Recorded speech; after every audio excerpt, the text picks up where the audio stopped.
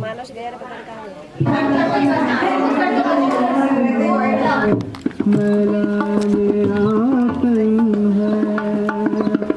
तुम कृपाला बहुत बहुत स्वागत है आपके पवित्र पधारे। मेरे बड़े भाई हैं, ब्रह्मा कुमारी से जुड़े हुए हैं और आप तुम करुणा के सागर हो प्रभु। याचक बनकर खड़ा हूँ द्वारे, दोनों हाथ में जोड़े।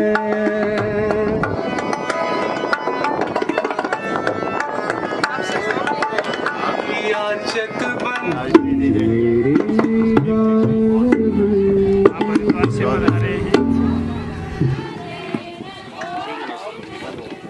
क्यों यहाँ कक्ष बनाया गया है? उस कक्ष को बनाने का उद्देश्य ये है कि आज मनुष्य जीवन में बहुत चिंताएं, बहुत समस्याएं, बहुत परेशानियां हैं। चाहे हम गांव में रह रहे हैं, चाहे शहर में रह रहे हैं, संबंधों में हैं, चाहे पढ़ाई में हैं, चाहे रोजगार ढूंढ रहे हैं, चाहे बुढ़ापे में हैं, हर जगह जीवन में कहीं न कहीं लगता है खुशी और तृप्ति की कमी है। कहीं न कहीं सच्चा सुख शांति जो हमें वास्तव में होना चाहिए था वो हमें नहीं मिल पा रहा है। उसकी वजह क्या है? उसकी वजह है कि हमें अपनी पहचान नहीं है। तो स्वयं की पहचान हमारी होना जरूरी है। उस स्वयं की पहचान के लिए मैं आपके 2 मिनट लूंगी अभी। मुर्दा और एक जीवित मनुष्य में क्या फर्क है आप सब जानते हैं, मैं सिर्फ याद दिलाती हूँ। मुर्दा जो होता है, डेड बॉडी होती है, उसमें सोचने की, समझने की और महसूस करने की क्षमता नहीं होती। यही फर्क है ना। और जो हम जिंदा हैं, हम सोचते हैं, समझते हैं, महसूस करते हैं। ये होती है चेतना, विचार शक्ति, संकल्प शक्ति। ये संकल्प शक्ति ही हमारा खुद का इस शरीर पे चलाने का एक सिस्टम है और इसी का नाम आत्मा है। अब बताएं, क्या संकल्प शक्ति, विचार शक्ति, संकल्प शक्ति को इन आंखों से देखा जा सकता है? नहीं देखा जा सकता ना। विचार शक्ति को क्या कोई आग जला सकती है? कोई पानी गीला करेगा? कोई शस्त्र काटेगा? नहीं काटेगा ना। गीता में जो कहते हैं ना, आत्मा काटी नहीं जा सकती, जलाई नहीं जा सकती, नष्ट नहीं की जा सकती, उसको कोई खंडित नहीं कर सकता, कोई भी किसी भी तरह से उसे हम नुकसान नहीं पहुंचा सकते। तो मैं चेतना शक्ति हूँ, मैं संकल्प शक्ति हूँ। आप सब इस शरीरों में संकल्प शक्तियां हैं और आप ही आत्मा हैं। अच्छा, इन विचारों को हम इन स्थूल आंखों से देखेंगे, दिखाई देगी? देगी क्या? जोर से बोले, मुझे बहुत हिम्मत आएगी। नहीं देगी ना। तो आत्मा इन आंखों से दिखाई नहीं देती, परंतु आत्मा है, क्योंकि हम सब हैं, चेतनाएं हैं, है ना। हाँ जी। तो ये हम आत्माएं हैं। और जैसे संसार में जैसे हमारा शरीर है, मनुष्य शरीर, इसका पिता शरीर रूपी मानस मनुष्य होगा, गाय बछड़े का पिता गाय होगी, है ना, बिल्ली का बिल्ली होगी। तो ये शारीरिक पदार्थों के पिता शरीर रूप से मिट्टी से बने हुए हैं। और मैं जो चेतना हूँ उसका पिता भी कौन होगा? चेतना शक्ति होगी। शक्ति को भी हम इन आंखों से नहीं देख सकते, इसलिए भगवान वो एक है। इसलिए कभी अटूट विश्वास रखें, संशय न लाएं कि संसार में भगवान है या नहीं है। भगवान है, क्योंकि हम हैं। हम इस शरीर को चलाने के लिए एक्सपर्ट हैं, इस धरती पे रहते, और वो धरती से परे ऊपर रहता है। उसका नाम शिव है और वो अवतरित होकर उसी ने इतना सुंदर ज्ञान इतने सरल शब्दों में हमें समझाया है। उसी का आज यहाँ कक्ष का उद्घाटन कर रहे हैं और उसी ने ये ज्ञान बहुत विस्तृत समझाया है, जिसको आगे हम भविष्य में यहाँ गुरुवार को, प्रत्येक गुरुवार को 4 से 5 सत्संग किया करेंगे और उसमें सदैव समझेंगे हर गुरुवार। तो आप सभी हर जगह से, कहीं से भी, बच्चे बूढ़े जवान सब पधार सकते हैं, निःशुल्क ये अपना सत्संग यहाँ हुआ करेगा। और अब समझना ये था कि जो चेतना शक्ति हूँ, तो ये मन ही दुखी होता है, मन ही सुखी होता है, मन उदास हो जाता है, मन के कारण आज साइकेट्रिक प्रॉब्लम हो जाती है। यानी ये सारी बीमारियां जो हो रही है वो हम आत्माओं को हो रही है, चेतना शक्तियों को हो रही है। तो उसका डॉक्टर कहाँ है? देखो, एक शरीर को 104 डिग्री बुखार होएगा, दस्त लगेगी, सब दौड़ के डॉक्टर के पास जाएंगे, सबको पता है डॉक्टर किधर है। लेकिन एक बच्चा या घर का एक सदस्य 3 दिन गुमसुम एक कमरे में पड़ा रहे, रोटी एक टाइम खाए, पानी थोड़ा पिए, सब सोचेंगे इसको पता नहीं मूड ऑफ है। ताव लगा, हाथ लगा के देखा, ताव नहीं, दस्त नहीं, कहीं भाई ठा नहीं पड़े, पर उसको लेकर डॉक्टर के पास नहीं जाएंगे क्योंकि हमें पता ही नहीं उसको हुआ क्या है। तो उसको आत्मा को रोग हो गया है। क्या रोग होता है? अशांति, उदासी, निराशा, दुख, तनाव। तो यही इनको अब कैसे बीमारियों को दूर करेंगे? तो ईश्वर का बहुत सौभाग्य, मेरे ऊपर कृपा है कि शरीर के डॉक्टर तो हमारे बड़े डॉक्टर साहब सामने 3-3, 4-4 बैठे हैं आज की सभा में, और बहुत सारे डॉक्टर हैं संसार के शरीरों को ठीक करने के लिए। ईश्वर ने मुझे ये सौभाग्य दिया कि मैं आत्माओं का इलाज कर सकूं, इसलिए मैंने ये रूहानी अस्पताल आप लोगों के लिए खोला है। कर लो अनुभव प्रभु प्यार का, बाहों में वो बुला रहा,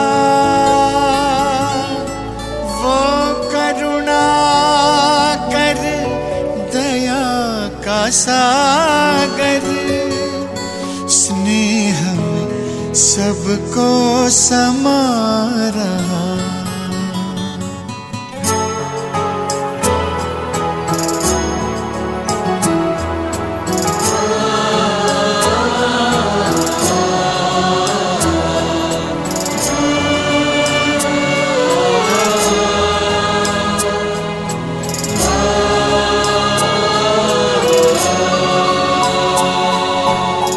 कर लो अनुभव प्रभु प्यार का,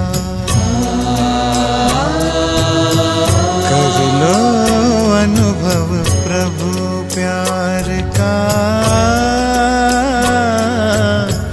कर लो अनुभव प्रभु प्यार का, बाहों में वो बुला रहा, वो करुणा कर दया का सागर, स्नेह में सबको समा रहा, स्नेह में सबको समा रहा। आओ प्रभु शरण आओ,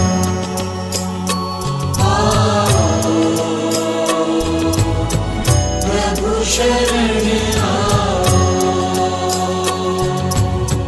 कर लो अनुभव प्रभु प्यार का। आपकी जो भी ये कार्यक्रम है वो बहुत अच्छा है। क्या है, गांव है, थोड़ा दूर है, आने वालों को भी आज महाशिवरात्रि है, इसलिए थोड़ा सा आगे पीछे है, परंतु आप बहुत समय से प्यार से बैठे हैं, तो आपको जरूर शुभाशीष का पूरा अधिकार है। और हम भी चाहेंगे कि आपका कोई भी ऐसी सलाह, मार्गदर्शन हो, शुभ भावना हो, जो आप जरूर हम सबके बीच में रखें और हमें लाभान्वित। सद्गुरुदेव महाराज की, कृष्ण बलदेव की, राजा रामचंद्र महाराज की, गौ माता की, गंगा गीता गायत्री गौ माता की, प्रजापिता ब्रह्मा जी की, सब ब्रह्म कुमारों की, सब ब्रह्म कुमारियों की, माउंट आबू सेंटर की। आइए, शिवरात्रि का दिन है और महाशिवरात्रि भोले भंडारी औगरदानी और दिन की पल खुल जाए तो बेड़ा पार हो जाए। सभी बोलेंगे ओम नमः शिवाय, ओम नमः शिवाय। जिसने स्वयं का मन जीता है उसने जगत को जीता है। कुरान का कहता ज्ञान यही, गाती यही तो गीता है। जिसने स्वयं का मन जीता है उसने जगत को।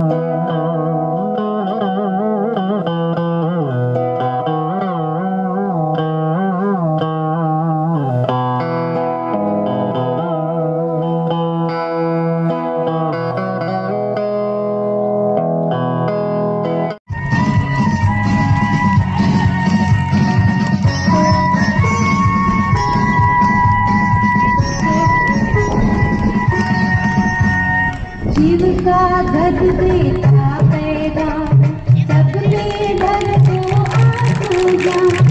शिव का ध्वज देता पैगाम सबने धर को आसूजा। आप ज्योति जलाकर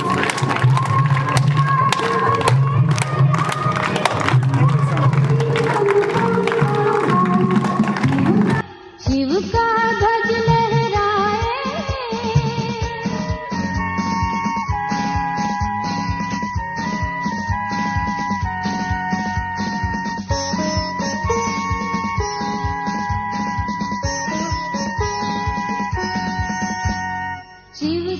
ध्वज देता पैगाम सब में भर दो आत्मज्ञान। शिव का ध्वज देता पैगाम सब में भर दो आत्मज्ञान।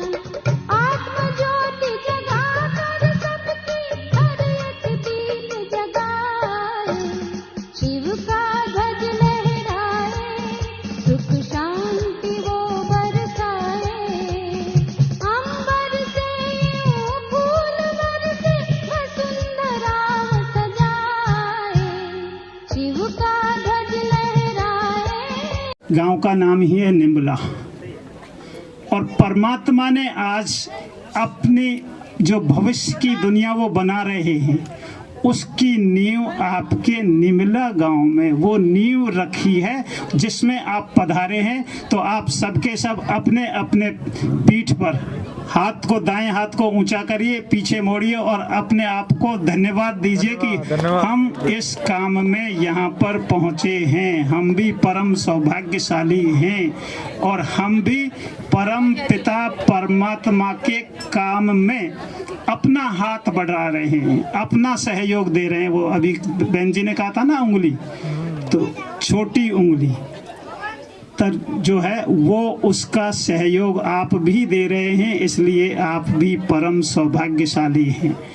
आगे से इस सहयोग को बनाए रखिए और स्वयं में बदलाव, क्योंकि जो जैसे यहाँ पे लिखा है स्व कर्तव्य पहचान से आज़ादी के अमृत महोत्सव से स्वर्णिम भारत की ओर हम सबको मिलकर के स्वर्णिम भारत बनाना है।